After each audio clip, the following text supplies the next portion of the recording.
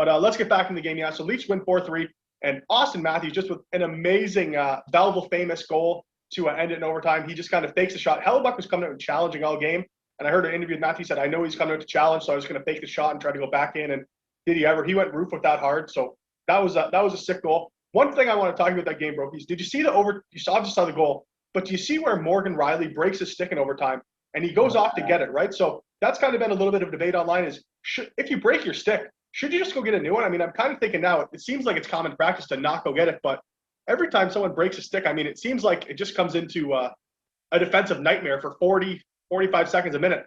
I think you almost got to risk it and just go get a stick and get back into play. You're almost useless without it, right? So what do you think of that? If you broke a stick at that spot, are you going to the bench, or what are your thoughts on it? Here's the thing is, like, okay, so you break your stick and you stay in the play, but you're really not doing much. Yeah, you're useless. You can't take a stick lane away. You can't really do much. Okay, you can take body position, but I mean, in overtime, they got so much room anyways, right? So do you go and get a stick and possibly give up a 2-on-1 somewhere and hopefully for a save, but then once that's over, now you're back in the play and it's 3-on-3 again, or 5-on-5 in a regular game, or do you go stay in the play, but then they might not get a glorious chance then, but they're going to have the puck. It's almost going to be like a power play. So yeah, it is a debate, and I guess it depends on the situation, right? Obviously, but I mean, you might want to just go grab your stick and hope the best and hope your partner can help bail you out.